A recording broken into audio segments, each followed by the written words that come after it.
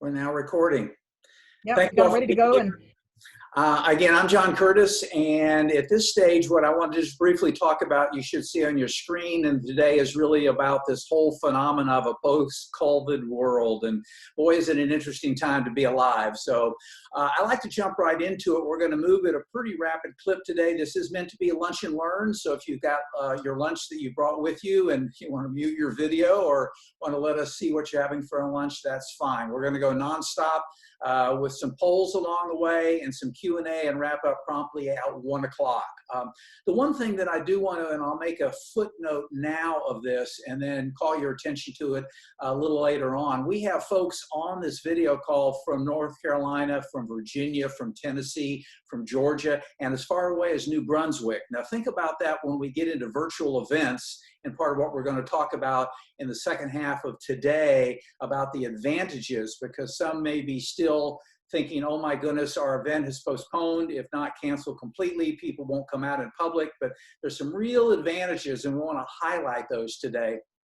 But what I'd like to do first of all is just talk that today is about two key areas. One is the large picture strategy. What is a nonprofit you may want to consider doing if you're not already when it comes to entering into a dialogue with staff, with board, with volunteers, with those that are stakeholders in your organization to say, how does this post-COVID world, how do we predict it's going to impact us? If you're not already sure about that, it's a little of what would be called scenario planning. And so we're going to talk about big picture and especially beginning to move your fundraising to a greater focus on individual donor development, especially if most of your fundraising have been events driven. Obviously that's problematic now, and we'll talk further about that.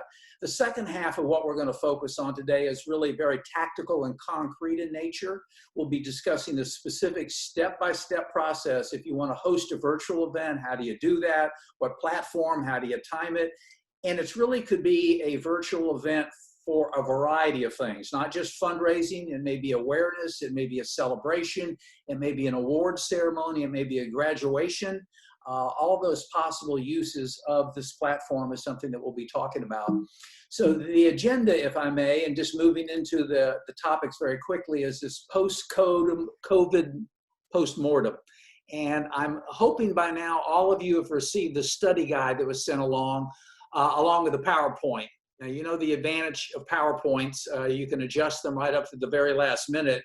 So I've made some adjustments in the PowerPoint you're going to be viewing versus, frankly, what was sent to you earlier. But we want to talk a little bit about this whole idea of a post-COVID postmortem, and then discuss a little bit more about the board's role. This may be something that you all have great clarity with. We may have board members, as I see in the listing, that are on this call right now, and they may clearly know what their role is, or there may be some real discussion about what are we supposed to be doing now in this post-COVID world. You know, we have arts organizations, cultural organizations, faith-based ministries, health and human services, educational environment, social justice nonprofits. So it's a wide gamut here, and no doubt a wide level of expertise and involvement when it comes to board and staff competency and fundraising. We want to talk about that. This whole idea of finding new donors, and I've done a little research, some of you have seen that already in the slide.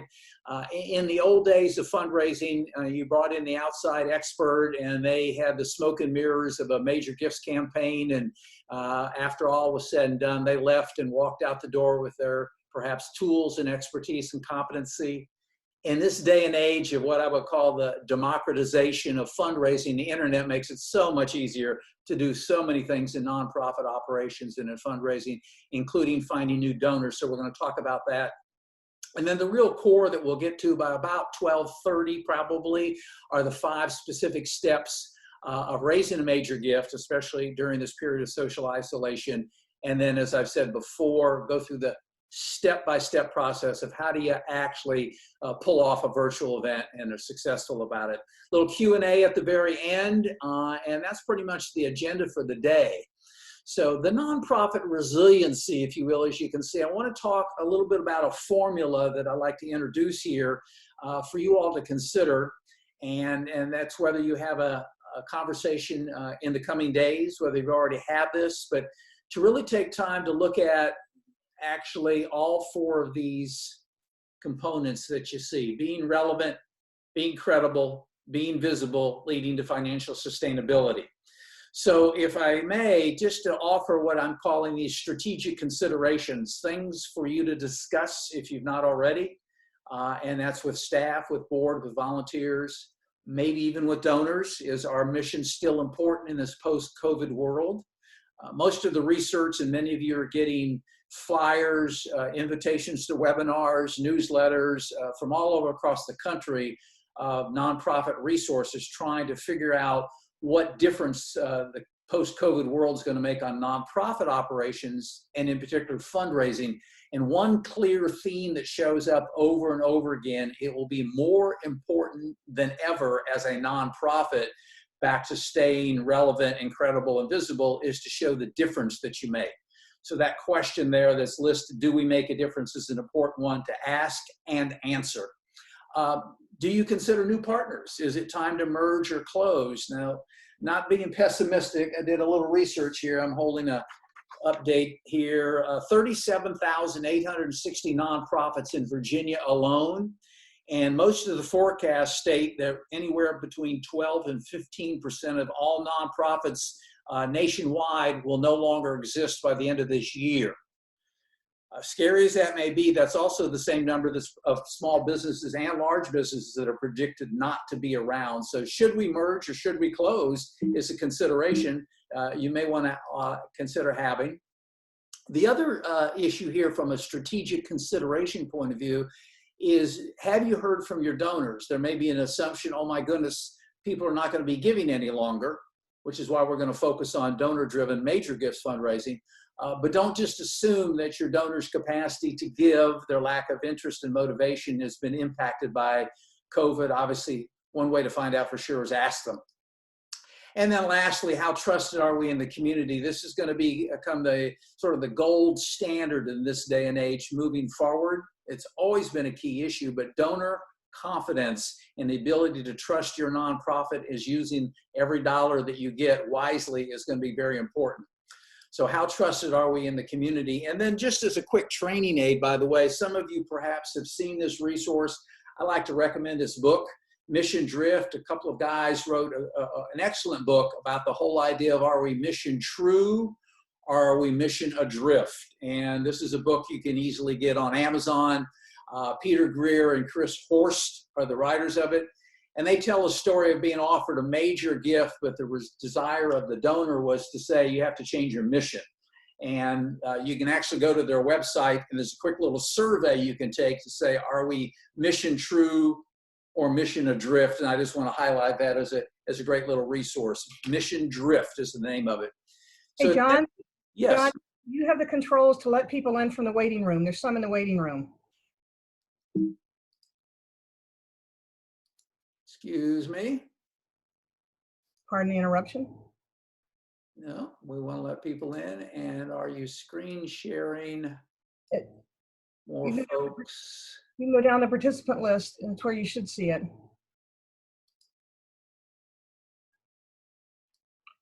Or you could take it off screen share if you can't see that. I may need to do that. Yeah, excuse me for just a second, folks. It's okay. It's a lovely piece of technology right now. So see if you can see the list. Many more folks showing up. Yes, you let them in. That's good. You can hit the road again. And you can do a screen share. We got them in. Gotcha. Hello and welcome. Sorry about that. One of the functionalities of Zoom, and I'm still learning about it, and that's one of the platforms that we like to recommend, has got so many great features, including setting up with the waiting room. And perhaps the lesson learned here is to let people in regardless of having that waiting room. So our numbers are jumping, and thanks, Gene, for calling my attention to that. So remember the trust issue here. I want to talk briefly about this whole idea of trust as a critical component. So how credible is your organization, and how do you know? And one of the things that we like to recommend is you look at these sources, GuideStar in particular. If you're not familiar with GuideStar, it's a national registry of every nonprofit in the country, 1.7 million nonprofits in GuideStar. And that's something perhaps for those of you that like to multitask, you can even do it now. Go to GuideStar, type in the name of your nonprofit, and see whether you've been reached, and this is an issue around credibility and transparency and trust. Have you reached if you will, the platinum level, or have you even gone in and owned your profile in GuideStar? Major donors, not unlike investing in a mutual fund where you may go to Morningstar to see the status of a nonprofit before you put any money in it, you may realize that major donors have been at actual ask in people's homes where they printed out the GuideStar report on the nonprofit. They go to GuideStar to look at your level of transparency. They see your 990s. They can find out about your board of directors or not. And again, it's one of those key issues about credibility of your organization and how do you know. It becomes a key thing to ask of your board, ask of volunteers, perhaps do a little survey online. But the prerequisite here to successful fundraising is building this culture of philanthropy. So we want to talk a little bit further about this. You should have had a training guide there that asked you as a checklist, and we're going to talk about that in just a minute in an online poll. But questions to consider in a culture of philanthropy, a phrase that perhaps some of you are familiar with, maybe not thought about in great detail, or in fact, maybe it's something you've been working on for a long time in your organization. Do you use a viable, relevant, measurable strategic plan? Do you have a plan that actually is not sitting on the shelf, but actually guides the direction of your organization on a regular basis? Is one element, a beginning point of that culture of philanthropy. This whole idea we talked about earlier, and I'll discuss in more detail. Can we go back around the office? Can we talk to a board member, if you will, in a virtual call? Can we ask them, what is your role in fundraising? Do you know what you're even supposed to do? That's a very important element of that, obviously. And then do we have a fundraising plan that includes major gifts?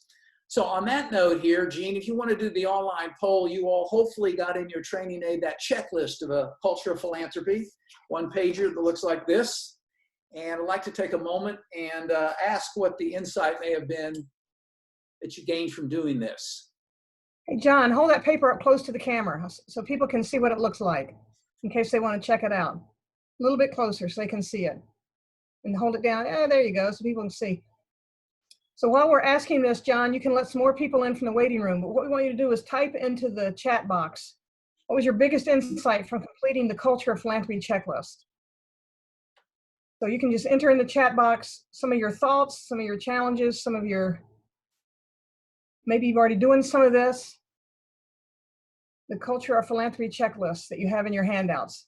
Put a couple of comments in the chat box. What did you see? What jumped out at you? If you did the survey, what came as your strength? Want to get some little interaction going here, so put your comments into the chat box.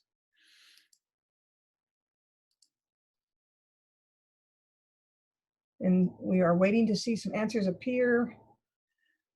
Okay. Melinda's saying we need to do some work here. I think that's always a common thought. Anybody else have some comments they want to make? If you're looking at the list right now, what jumps out at you? Here we go. As we see, Tom said validation of deficiencies. Nancy said the need for the whole board to be actively involved in fundraising and to have a plan.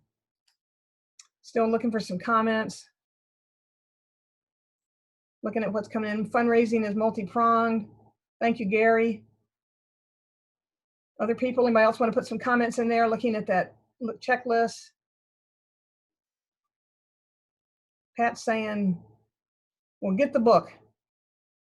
Phoebe's saying, which page of the study guide is considered the cultural philanthropy checklist? Which page was that, John? It's first page, actually, behind the cover. And again, if you can't find that or perhaps didn't get it initially, we'll gladly send that to you after the fact. You can reach out to Kara after this call ends. So the issue here, and I just want to digress for just a moment about this culture of philanthropy and state an obvious thing in light of the diverse group of nonprofits that we have on this call right now. I know, I apologize if this sounds really elementary, but obviously, and this has been studied ad infinitum anyway, and that's the stages of organizational development for nonprofits. And so there are nonprofits on this call that are in their infancy, less than 3 years of age, perhaps a $250,000 budget or less. There's some nonprofits on this call that are 50 years old and may have a $10 million budget. As you might imagine, the stages that you go through in nonprofit evolution Also really should be mirrored in your board. The board comes on early on as mission driven. It's there rolling up their hands and if you will, and rolling up their sleeves, excuse me. They care about animal welfare and they're there taking care of the pets in the shelter. 40 years down the road, your board of directors at your animal welfare organization may not be there only for the mission, but have an external role, and this gets into our roles in development here, out in the community, the whole idea of advocacy and community relations and fundraising. So the point is there's the stages that boards grow through, and many organizations get stuck and in their adolescent years, if you will. So it's important to keep in mind that the role of the board that we're going to talk about today is a board that's moving beyond mission-driven and business-driven into really being fundraising-driven. So I just want to highlight that. And the culture of philanthropy checklist becomes a priming of the pump, something you may want to pass out virtually at your next board meeting, send off to everybody, have them complete it, be prepared to talk about it like we've done here. But the whole idea of the culture of philanthropy is to add some concrete elements to what is a culture of philanthropy and get your organization talking about it. I realize some may have done this already. This is something that you did 5 years ago, and other nonprofits, and this may be a brand new concept, developing a culture of philanthropy. So the idea of the board and staff role as we move along here, we're 20 minutes into our hour long that we're going to have, and I just want to highlight these three major roles. As the board evolves over time, as it matures, arguably in particular, the board's role is to do an about face, quit looking into the organization, quit trying to manage programs and services and facilities, and really look out into the community. Their role becomes advocacy, community relations, and fundraising. You can see on your screen there what those roles entail. And the staff has a role in that regard as well. In the perfect world, in strategic planning, you have a clear, succinct, easy to memorize and state mission statement. But a side question to consider asking of staff and board is, what is your role in delivering on that mission? And so while standing in line at the grocery store, standing in line, if you will, virtually on a call, talking to a next door neighbor over the fence if you're doing social distancing, and somebody says, tell me what you do, what is your role in the mission of your organization? You want everybody to be able to articulate that very, very clearly. So everybody has a role to play. That doesn't mean in fundraising that everybody on staff or even everybody on the board is asking for dollars, but they do understand the need to advocate for the nonprofit, to raise the visibility and credibility for the nonprofit, and certainly participate in reinforcing existing donors and helping develop new donors. And we're going to get into that. In a nutshell, let's be knowledgeable, know about the nonprofit, the challenges and what you're addressing, be a champion, and be a donor. So moving beyond that, what I'd like to do is take a moment here and get into that next checklist that was in your packet that we sent you, and that's this fundraising readiness review. Jane, you asked me to hold that up. And we like to find out here what would make you feel more confident in your ability to do successful fundraising. So the fundraising readiness review is something to distribute to staff and the board, but I'm curious, Gene, if you would take it, see what kind of feedback that we got about question number 9 on the fundraising readiness review. When you looked at it and actually completed it, what did we learn? What did you find out? So we're asking you to type in the chat box again, what would make you more confident? You might want to go, John, and let people in. There's a couple more people in the waiting room. What we're looking at here would be, what would make you more confident looking at that checklist? Study guide, Kara just put it in the chat box. If you don't have it, you can check it there. So you can click on that. Betsy says a better database. So she'd be more confident if she had a better database. That's certainly an easy one to identify. Completing the development business plan, says Tom. So we're looking at what would make you most confident from that list. Melissa's saying a legacy plan.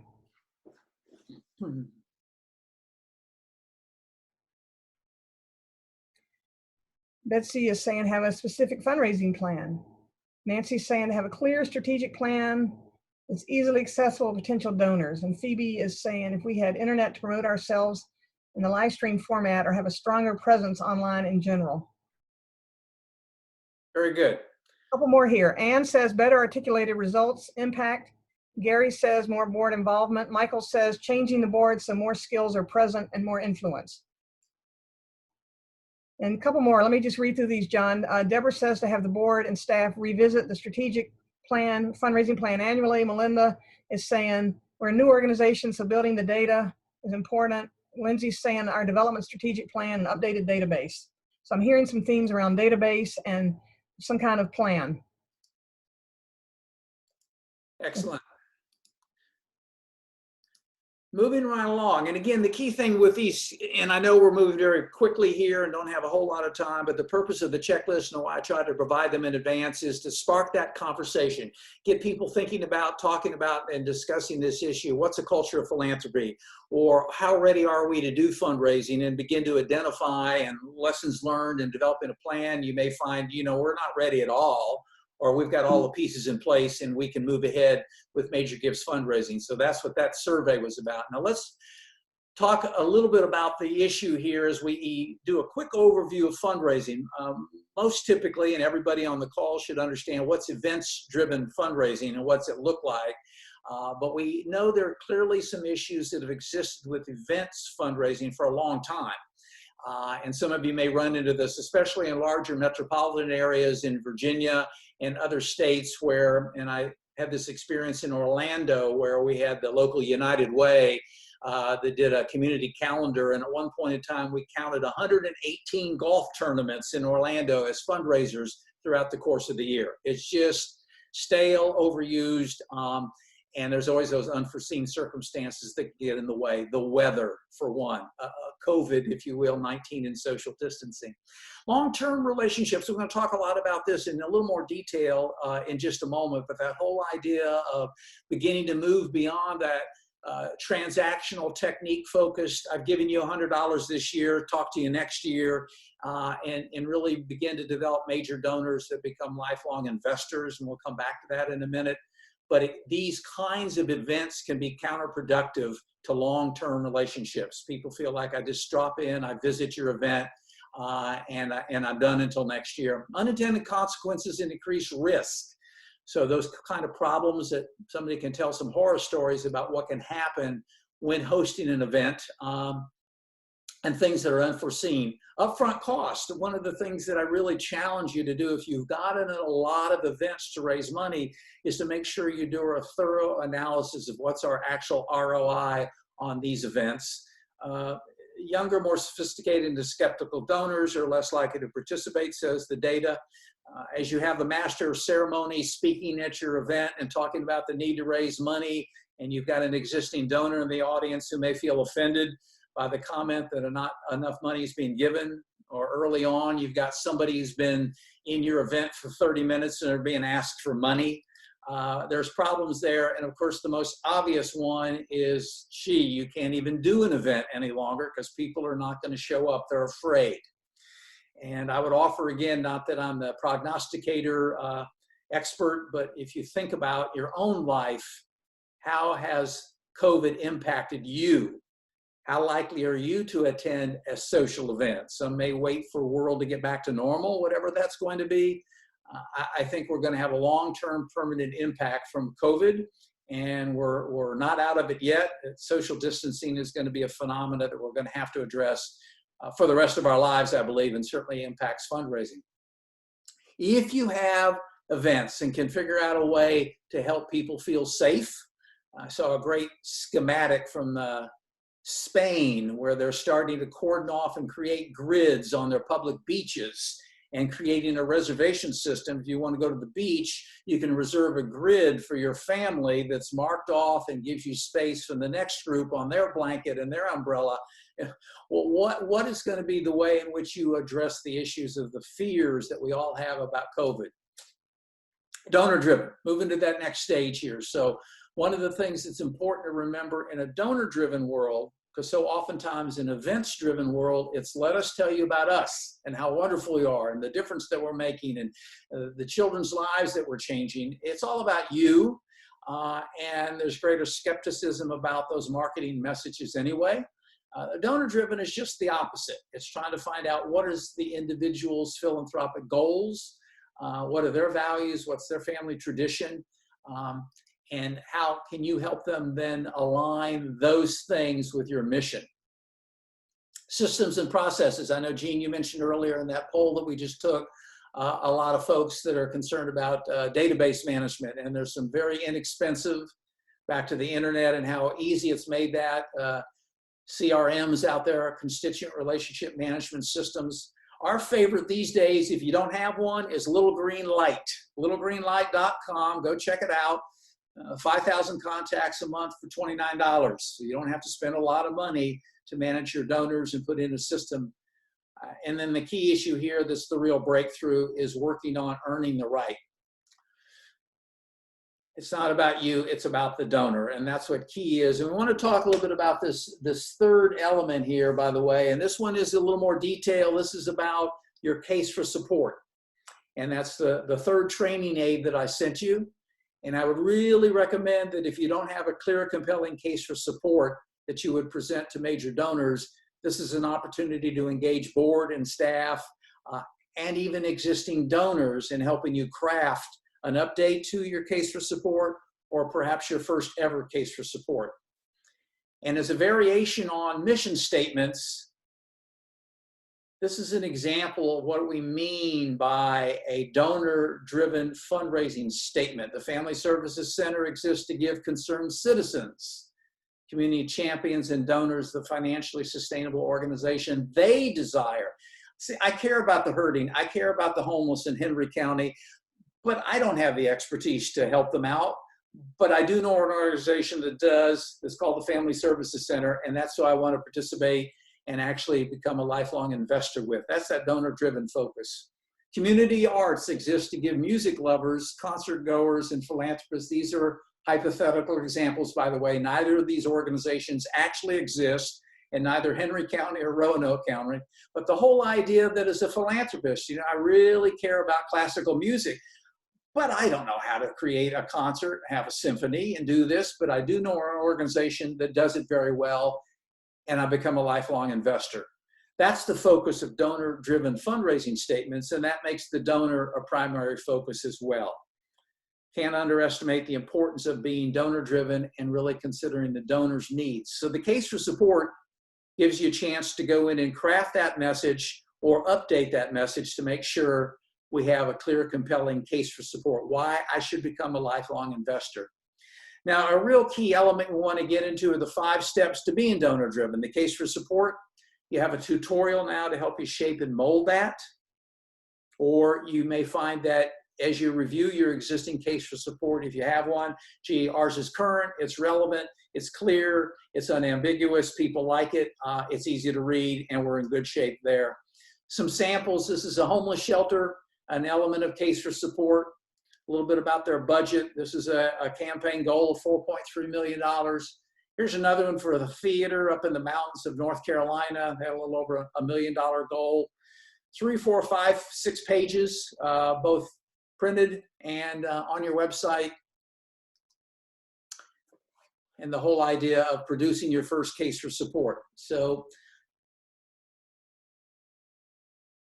the key issue here, and I pause for just a moment, is don't underestimate the importance. If you've got people who are already writing you checks, making donations, talk to them about the case for support, get them involved in helping you craft the updated case for support 2020 going forward,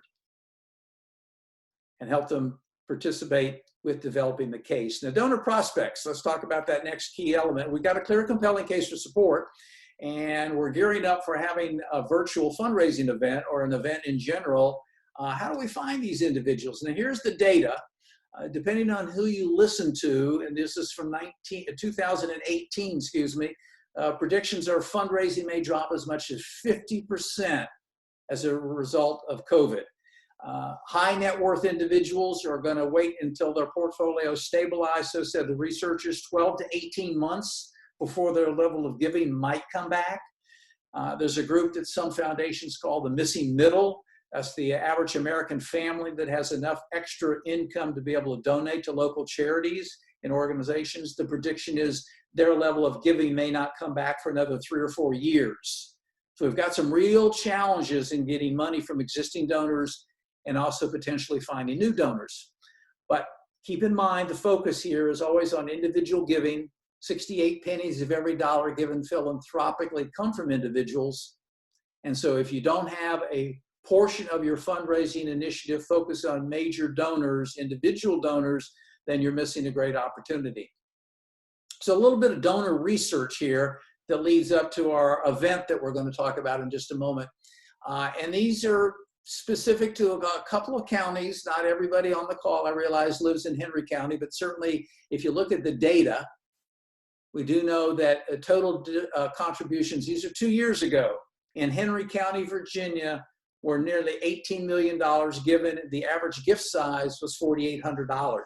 This is from IRS tax information of people that itemize on their tax returns, and many, many folks who give philanthropically don't itemize. So this is a conservative number, no doubt.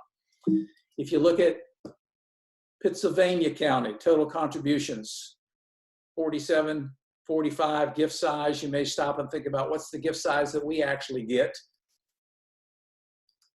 Moving right along to donor prospects.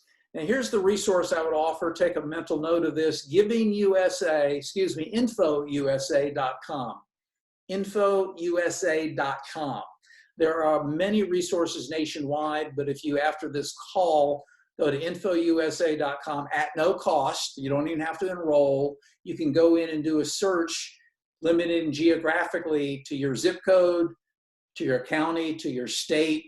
You can put in net worth levels here. I did this in Henry County just a few days ago. In Henry County, individuals with $1 million plus net worth who give to nonprofits, there's 130 that show up in InfoUSA. Pennsylvania County, there are 88 individuals. In Martinsville specifically, where the foundation has an office, there are 40 individuals who have incomes above $100,000, homes valued at $300,000 with a net worth of $500,000. Back to where do you find these donors? Now, the key surprise here, and this is Roanoke, these lists typically are the numbers that you have are the minimum level is $99 to $149 to buy this list from InfoUSA. So you can get a Excel spreadsheet with first name, last name, street address, levels of income, home values, how long they've lived in the area. If you're looking for brand new donors to invite to your virtual event, it's relatively easy to find them. And we can talk about in the Q&A at the end here, other places to find these donors. But Wealth Research and Donor Prospecting in Virginia shows this is what's available. This is who's out there. So we've got a clear, compelling case for support. We're going to invite these individuals to our virtual awareness event. And let's talk about that. You're beginning to earn the right. Please keep in mind that we don't want to bruise relationships. And so what we're wanting to do, and these are the step-by-step process that I mentioned at the very beginning. If you're not familiar with online digital invitations, we recommend either Evite or Eventbrite or a similar service. Some of you may use something different than this, but this is the easiest way to set up an attractive, looks like one functionality I know you can use on Evite is it looks like a wedding invitation. You click on the link, the envelope opens up, and what comes out of that is the invitation to the virtual event. You want to use Zoom, as I'm using right now, or some other similar platform to host the event. We usually recommend you do these on a Saturday evening. A strong host committee is important. So I know nothing about you. I received this invitation. I get this email from you, or perhaps it shows up in the mail and invites me to go to a website to learn about this. The host committee may be the mayor, it may be the local president of the community college. It may be a well-known, recognized religious leader in your community. It may be a celebrity. But these individuals add credibility to the invitation, and you may want to consider that host committee. When we recommend you build a host committee, we suggest that you ask that host committee member to get, obviously, the use of their name and their affiliation, and if possible, to show up on your virtual event and to be introduced briefly. But they don't have to. They may say, gee, you can use my name and you can mention the organization. I'm not going to be available. That's okay. We just need their name for the invitation. Here's the key issue and the way to easily include your board that makes it so easy. Imagine asking your board to say, would you invite 3 to 5 couples from your circle of friends to the virtual event? Just 3 to 5 couples. So that's obviously, 6 to 10 people or somewhere in that range, 6 to 10 individuals that will log on to the event. And then here's the real kicker and the advantage of virtual events. There's no cost. You have no venue. You don't have to worry about food because you're asking that table sponsor board member to say, would you underwrite the cost of the meal? Now think about it. I've been invited to a Saturday night event. It's going to start promptly at 7 in the evening. It's going to end at 8:15. And oh, by the way, you're going to deliver a meal to my home. So you use a service like Blue Apron or Grubhub, which gives you a chance, by the way, to really help support a local restaurant.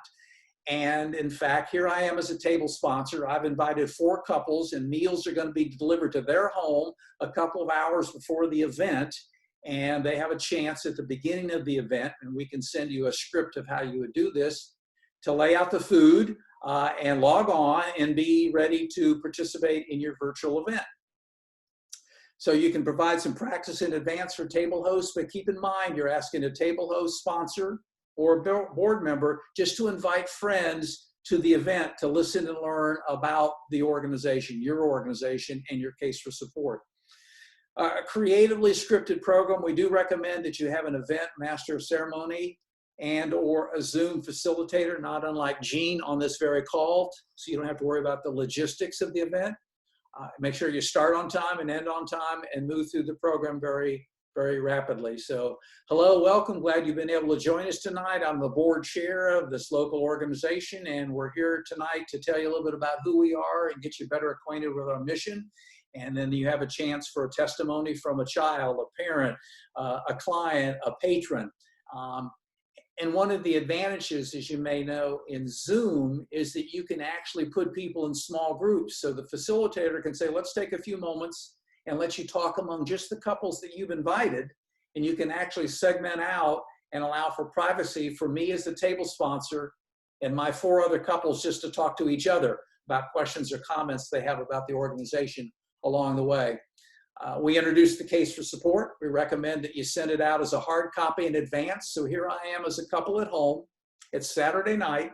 We don't have to worry about driving anywhere, going anywhere, social distancing. A meal's been delivered to our home. A couple of days ago, arrived in the U.S. mail, a hard copy of the case for support that you're referencing as part of the program. It's there on the table in front of us as we're listening to you talk about your case for support and learning about your organization. So fun, inspiring, complete with a complimentary meal.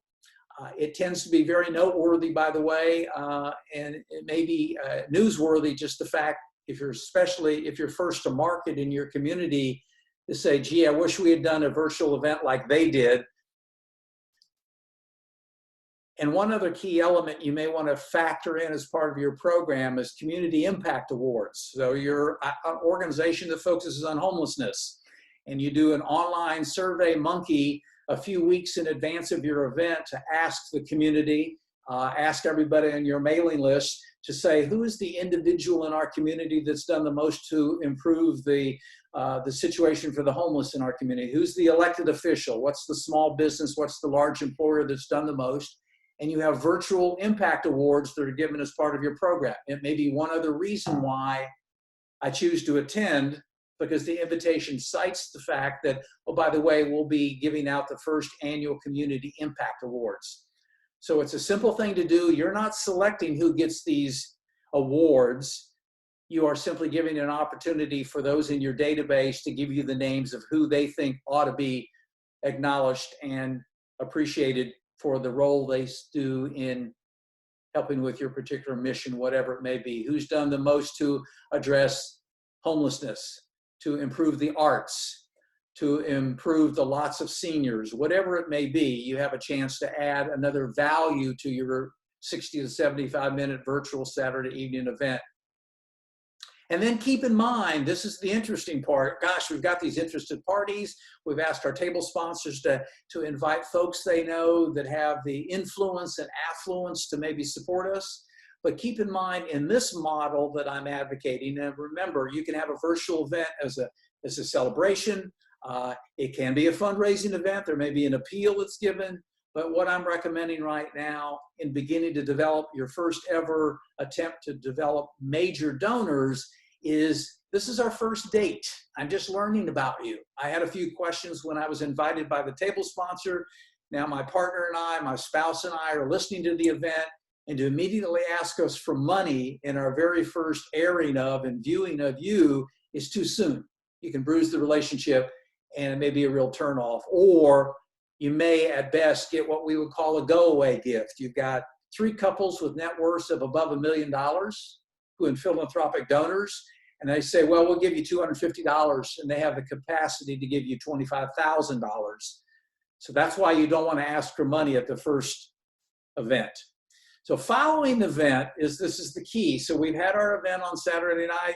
We've had 78 people participate in our virtual event. We've had our table host that did a great job of getting folks there. So this is what you ask of your board and your table sponsors in prospect cultivation. So would you be willing to send a letter to the 3 couples that you invited or a follow-up phone call? Would you invite them to a virtual tour of the facility? Perhaps you're a children's theater. You want to show people what it looks like. You're a homeless shelter. You want to show people what your facility looks like. You're a food bank and you want to let people know what your pantry actually looks like, or to introduce them to clients or staff or volunteers to do this virtually. So as a table sponsor, board member, a few days after our Saturday event, I'm on the phone. I'm contacting you via email. I'm asking you, would you like to participate in one of these activities?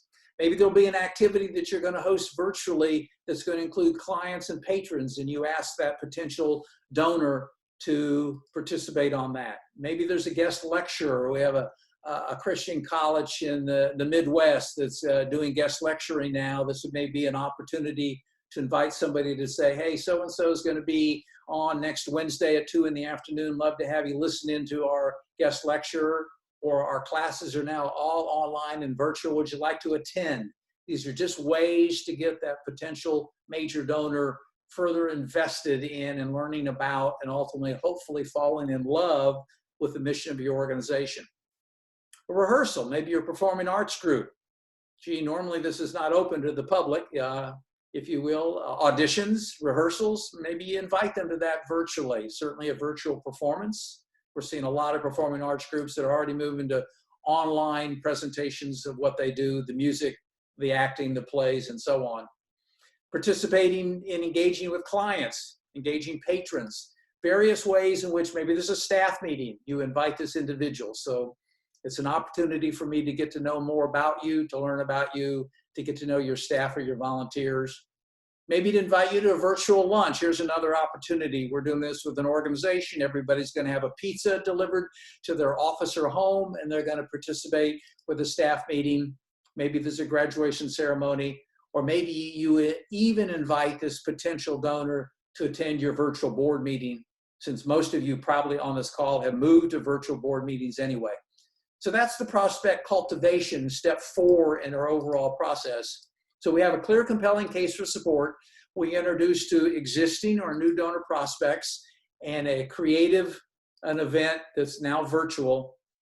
We do our donor cultivation, and then ultimately we're looking to earn the right to ask. Now, the last handout here before we begin to wind down and get ready for your questions is a scoring matrix. I like to hold this up again. If you end up with a group of donors that you think may be possible individuals to approach, this checklist gives you a chance to go through and objectively score who's most likely, who's most ready, who's most aligned with our mission before we start to reach out to individuals and working on earning that right to ask. So it just gives you a chance to add some objectivity. We have a pool of 22 people that after our event have continued to stay involved, have participated virtually in all these different cultivation events I just listed. Now we want to move to the solicitation phase. Most of the time, and those of you that have ever raised a major gift, you know when the phone call came in and somebody invited you to their home, or now perhaps virtually, you know why you were going and they know why they were asking you. They've been months now. They've got to know you. They've participated. They've fallen in love with your mission. It aligns with their personal values. It aligns with their philanthropic goals, what you're doing with your homeless shelter, your performing arts group, your environmental organization, your social justice group aligns with their family tradition. They're ready to invest in you. And so some steps here just to reveal this very briefly. Meeting in their home or meeting, if you will, virtually, you have an opportunity to bring them across the proverbial finish line, going in with potential opportunity for investment. Perhaps it's in a capital project, perhaps in operations. We heard somebody talk earlier about scholarships. Perhaps it's in building your endowment. But this is months after, in many cases, your virtual event, you've earned the right to ask them for a major gift. And that's the process. Those are the 5 steps. And we're going to move into our final about 12 minutes here of Q&A. We've covered a lot of ground. I've talked fast, and I realize there may be some things that you want to challenge, push back on, or ask clarifications of, but that's what we're about to do now. And I'll move out of the screen sharing mode. And Jean asked that perhaps at this stage, we're going to open it up to Q&A and find out what may be on your mind. So you can put your questions in the chat box, although I do have one that was earlier on, and you mentioned it, but I just want to go back to it. They said the question was, what database recommendations to this group would be appreciated? And you did mention the name. I thought you'd say it again. Little Green Light. There's a lot of them out there. I mean, you can have, Blackbaud and Donor Perfect and a couple of the standards that have been around for a long time, and they cost thousands of dollars.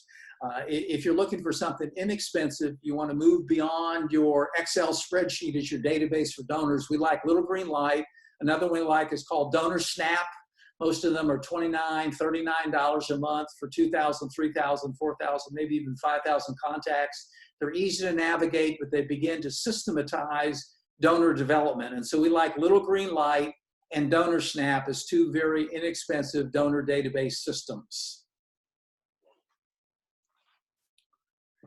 Questions?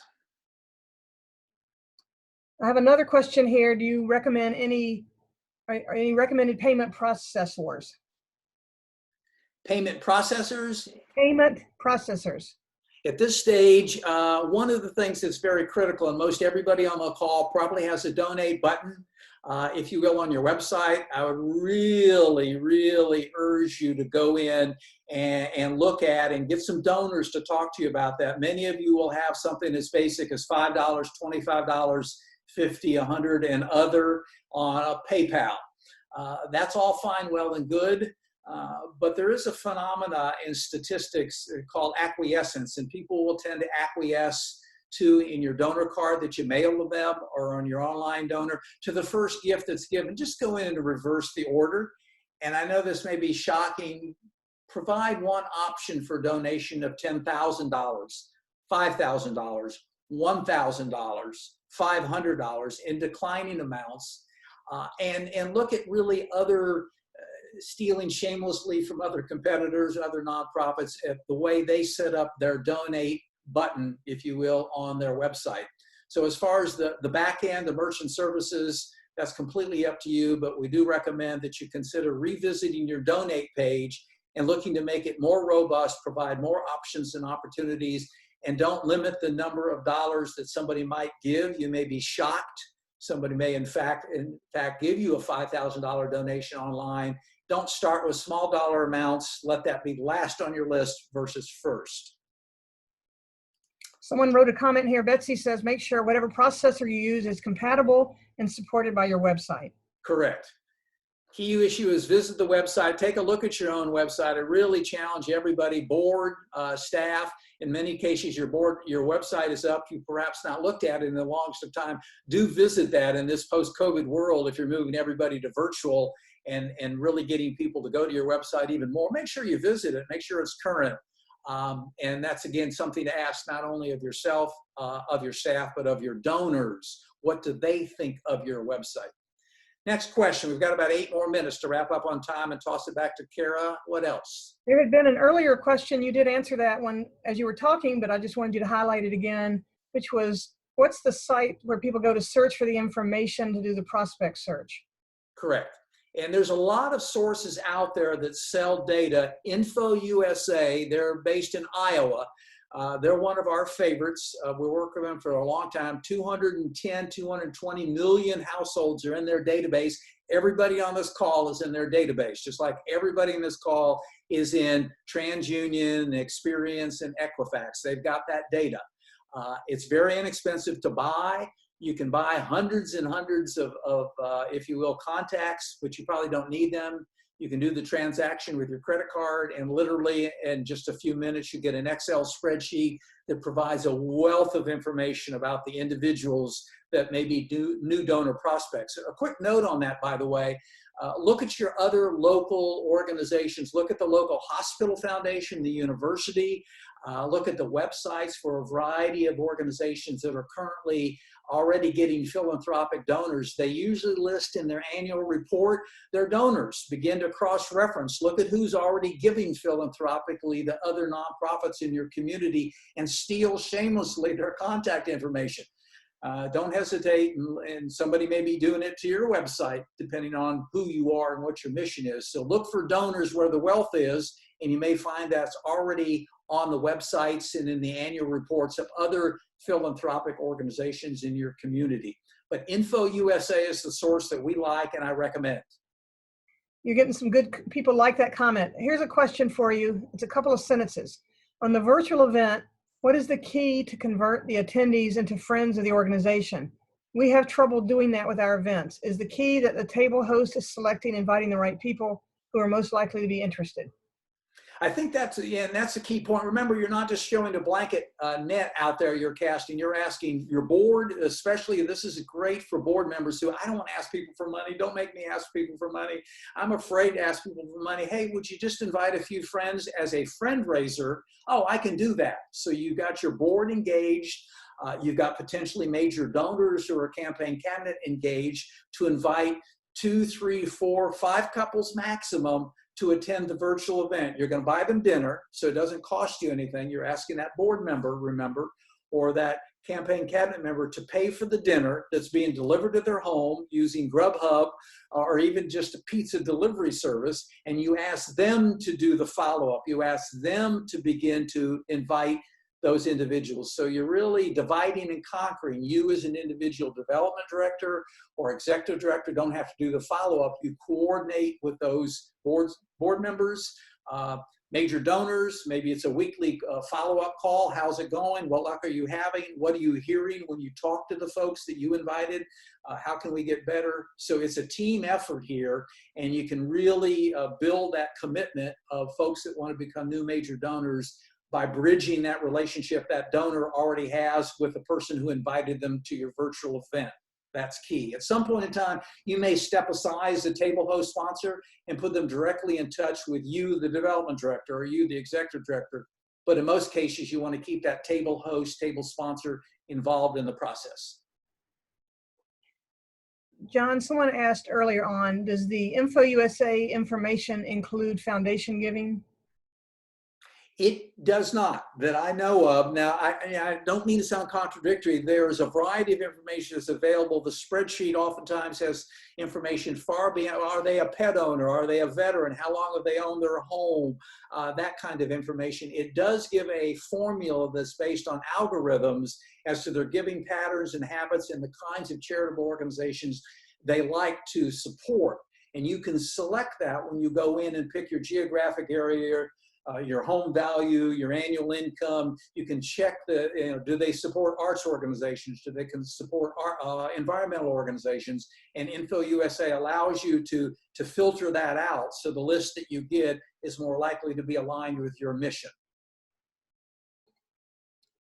Another question has popped up and it says, if it is a fundraising event but virtual, how can we best monetize a potential sponsorship? The sponsorship, that's a great question. Now, you may at this stage, and this goes back to partnering, remember in the old days, you had a venue and you had a caterer and you had the AV equipment and maybe a master of ceremonies. You had the printing of the invitations, the mailing of the invitations, multiple things that you could ask sponsors to cover the cost for. Will you cover the cost of our venue, or would you cover the cost of printing and mailing our invitation? Of course, all of that many times costs thousands of dollars if it's a big gala, a big event, and all of those expenses go away. We're down to just the minimal issue of and I'm not sure, I think at this stage, Zoom is $19.95 a month. Eventbrite in many cases and Evite are free. So these services are very inexpensive. The real cost that you might have is food. And so one sponsor may be a local restaurant who's just reopening anyway, who wants to be highlighted in the event and say, hey, we're willing to give a 25, 50% discount to every meal that's ordered and delivered by Grubhub to your event. So you engage a restaurant sponsor for that matter, but there's far fewer players involved in the virtual event. And again, as I said at the beginning of this call, and you can have people participating, I've got 3 couples I would invite, but 2 of them are snowbirds and they've gone back to Connecticut. Well, great, they can be on your virtual event where they couldn't attend your event before. So you have a great opportunity to bring people from all over the world, for that matter, to your event. So sponsorship's possible. In many cases, it's going to be something as limited as that restaurant that provides the food. Not seeing any other questions here. Just giving you a time check. It's 12:58. Yep. Maybe one more minute. We're going to toss it back to Kara. But anything else, I'm available if you all want to contact me directly. Everything and anything I've given you today, feel free to use, duplicate, steal shameless, as I like to say, handouts, checklists, or email me if you've got a specific question or want to participate. Or actually, if you go to iodinc.com, there are 2 new blogs that we just posted this week. One on the whole issue of the post-COVID post-mortem that I mentioned earlier, and also a blog that details the step-by-step process of how to host a virtual event. That's at iodinc.com on our homepage at the very bottom. Feel free to print those out and share them as well, or contact me directly. Any other final questions, Kara, before you take us home and we finish up promptly at 1 o'clock?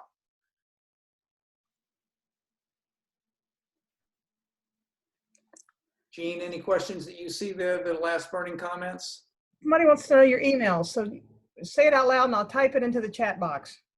JCURTIS, J Curtis at iodinc.com. And it's on the cover slide that was sent to you, and that contact information is available to you. On that note, I see we're right at 1 o'clock. Kara, it's all yours. Thanks, everyone. Thanks for being here. Yes, thanks, everyone, for being here. I did upload in the chat the slideshow and the study guide, because I got several emails saying that people were not able to open that study guide. And I will resend that out with the recording link. It's been recorded, right, John? We do have all that? Yes. Awesome. So I will send that link out to everyone, and I'll send the study guide and the slideshow as well, just so everyone has it. And thank you so much. And we look forward to having some more virtual training. So if anyone would like to suggest any topics to us, you can always send me or Caitlin an email and just let us know, and hopefully we can get that to you. Thanks, guys. Have a great evening. Be well, be safe. Bye, all.